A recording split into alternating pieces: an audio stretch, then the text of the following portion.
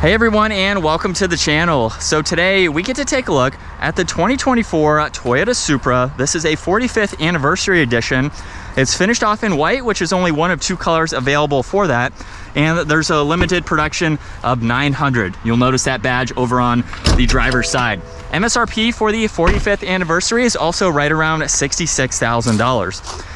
Now let's start off with what powers the Toyota Supra. This model has the 3-liter inline 6-cylinder turbocharged engine. It's paired to the 8-speed ZF automatic, and it pumps out 382 horsepower, 368 pound-feet of torque sent to those rear wheels, propelling this 3,400-pound sports car from 0 to 60 in 3.8 seconds. It also has a top speed of 155 miles an hour. Now, as far as that 45th anniversary package goes, it provides it with the gloss black wheels along with the black calipers, where this has 4-piston Brembos up front, single pistons in the rear. There's also the Super graphic that runs down the side, and we have the manual adjusting trunk mounted spoiler that is finished off in gloss black. There's also the hood struts that hopefully you saw underneath the hood as well. And now as we work our way back to the front, we have the LED headlight housings along with the LED turn signals and DRLs. There's sensors up front for both your parking as well as your distance pacing. Plenty of cutouts in that lower section, more gloss black for the lower part of the bumper there. And then this has a very large hood to it with some bulges on both sides. This model also has carbon fiber for the trim accents in the rear section there. And then for the side, more gloss black in the lower section, power folding side mirrors with carbon fiber for the mirror cap itself. There's also the turn signal as well. A-pillar is blacked out too, just to match nicely with that. And this has a very wide rear fender arch to it. This is a massive piece here to give it a really nice shape over that rear tire. And this also has the double bubble design in the roof. So that way it gives you additional headroom. You can wear a helmet and still have plenty of clearance. And then in back, large gloss black for that entire diffuser with the dual exhaust. There's parking sensors, backup camera, LED taillights of course, and a Supra right in the middle. Now, one flaw to the Supra is there's no trunk release on the back of the vehicle. So you have to drop everything, grab the key fob, or use the button located on the driver door panel. But once inside, for a two-door sports car, you have a pretty good amount of space. So you can fit in some items, making this a practical daily driver if you want a performance style vehicle as well. There's also a really nice trim accent just behind the edge of the door there. And then taking a look at the interior, we have gloss black for this trim accent. There's the JBL audio, brushed aluminum, trunk release, a little bit of storage. And then Toyota Supras in the brushed aluminum piece. And this has a really nice set of leather seats with some carbon fiber accents. They are power operating, and there's memory seating adjustments in that lower section. And then let's start this up, where we have the leather steering wheel, brushed aluminum for the paddles. There's also carbon fiber, and then cruise, adaptive cruise on the left side. Right side, you get volume, mode, Bluetooth controls. And then for the gauge cluster, far left, there's the fuel level. Right side, there's the engine temperature. And then right in the middle is the tach, along with what gear you're in. You can also cycle through some of that information using the top of the turn signal. So you can look at all of these vitals in the lower section.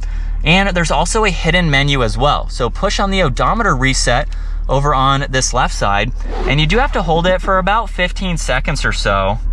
And once that menu pops up, this is basically a secret menu that you can go through and look at. Unlock, I believe the dealer has to put in a code in order to further diagnose any issues or looking at any other information, but you can scroll through this and get some info that you need. Now we have headlight adjustments, one air vent on that left side. There's also a head-up display, and then the infotainment system, which is touchscreen. You can go through quite a lot of information. You can also use all of the controls down below to further go through this. So you get plenty of info to use this every day. Now there's more brushed aluminum accents for the air vents. There's also all of your presets and tuning, volume for your audio. All of your climate adjustments are laid out well. This even has heated seats. There's wireless charging along with some auxiliaries. And then we can pull up the backup camera. And then you have drive. You can also shift using the shifter or those paddle shifters. The park is located on the top. There's the engine start stop. You have sport mode, parking sensors, traction control. There's a safety system, your e-brake, more carbon fiber, 2 cup holders, a little bit of storage behind that. More carbon fiber on the passenger side, plenty of space in the glove box there. There's garage door buttons up top. You have more carbon fiber surrounding your dome lights there. And then as far as visibility goes, it's pretty easy to see around. Yes, it's pretty tight and hunkered down feeling. You have this pillar right here, but you can use your side mirror there, and then you have the small window there so you can easily look over that left side. And in sport mode, second gear, here we go.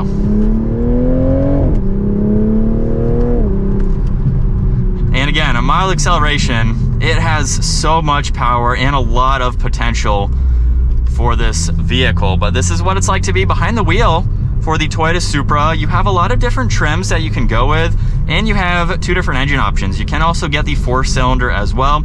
I don't think that's quite as popular, the B58, especially if you're looking for a used vehicle. You can get the 3-liter for about the same price as a brand new 4-cylinder. So I don't think that vehicle is quite as popular.